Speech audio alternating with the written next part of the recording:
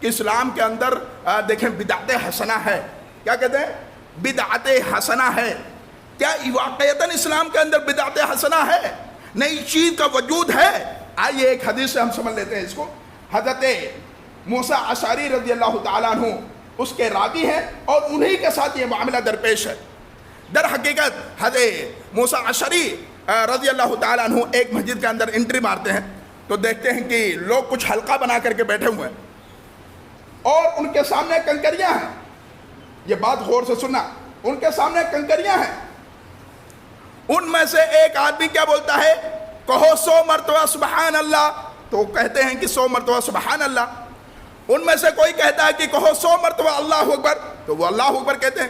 کوئی کہتا ہے کہ 100 مرتبہ کہو لا الہ الا اللہ. تو وہ 100 مرتبہ لا الہ الا اللہ کہتے ہیں.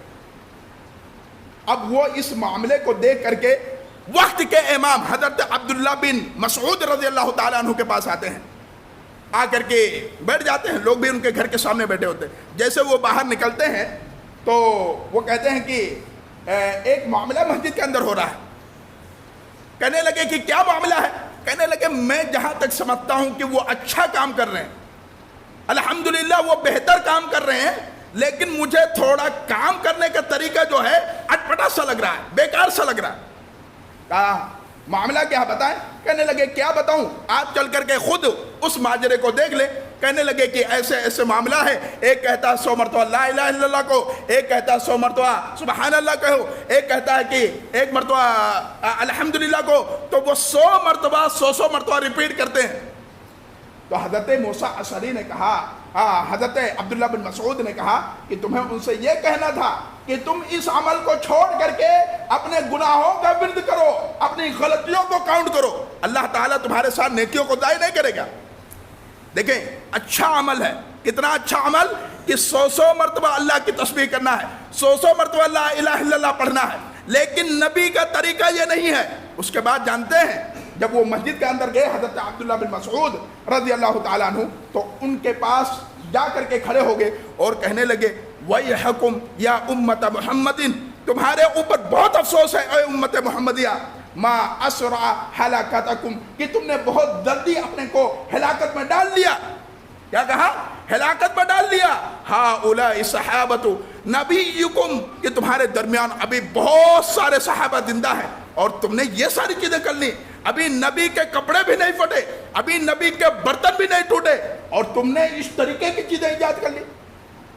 ابھی نبی کے صحابہ زندہ ہیں, نبی کا کپڑا بھی موجود ہے, نبی کے پیالے بھی موجود ہیں, اور تم نے ایسی ایسی چیزیں ایجاد کر لی.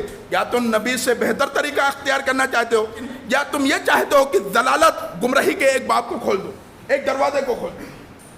اللہ اکبر. اس کے بعد ان میں سے ایک آدمی کہتا ہے ما اردنا الا الخیر. عبداللہ بن مسعود, اللہ کی قسم میرے دل کے اندر یہ خیال تھا کہ ہم خیر کو جمع کر لیں, بھلائی کو جمع کر لیں. حضرت عبداللہ بن مسعود نے کہا کتنے ایسے لوگ ہیں جو بھلائی کو جمع کرنا چاہتے ہیں لیکن بھلائی جمع نہیں کر پاتے. مطلب یہ ہے طریقہ غلط ہے, ان کا وجود غلط ہے, ان کے بتائے ہوئے طریقے صحیح نہیں. نبی نے کہیں اس طریقے سے نہیں کہا حلقہ بنا لو, دائرہ بنا لو, ایک کہے اللہ اکبر تو تم سب کہو اللہ اکبر, ایک کہے سبحان اللہ تو تم سب کہو سبحان اللہ, ایک کہے لا الہ الا اللہ تو تم سب مل کر کے لا الہ الا اللہ کہو. یہ نبی کا طریقہ نہیں ہے, یہ طریقہ غلط ہے. ہاتھوں پر تسبیح, یہ دانے جو ہے نا, دانے پر تسبیح نہیں کرنا چاہیے. ہمارے بہت سارے بھائی دانوں پہ تسبیح کرتے ہیں, ہاتھ سے جھپکی نکالے اور چلانا شروع کر دیا. ایک تو اس میں 2 چیزیں ہیں, 2 نقصان ہیں. ایک تو یہ کہ نبی سے اس عمل کا ثبوت نہیں ہے, دانوں پر گننا. دوسرا اس میں ریا آتا ہے, دکھاوا آتا ہے. اور جی نکال کر کے آدمی دوسرا یہ تصور کیا ہی اللہ کا عبادت گزار بنتا ہے, جب بھی چلتا ہے راستے چلتا ہے تسبیح کرتا ہے, اچھا بھلا انسان. دکھاوا آ گیا.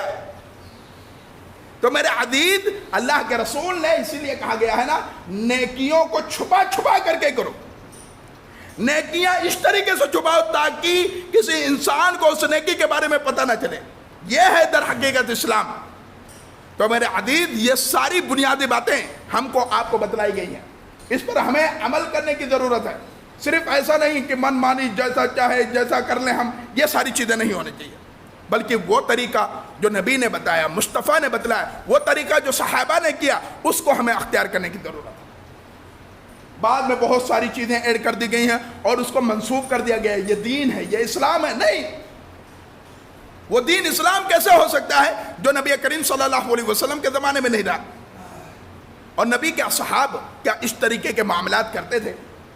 ہم سب سے بڑے آئیڈیل، سب سے بڑے ہیرو صحابہ کرام کو مانتے ہیں کہ جنہوں نے نبی کی ادنی اشارے کے اوپر اپنے جان کو قربان کر دیا، اپنے مال کو قربان کر دیا، اپنی اولاد تک کو اللہ کے راستے میں شہید کر دیا، اس بنیاد پر کہ وہ اسلام کے ہیرو تھے۔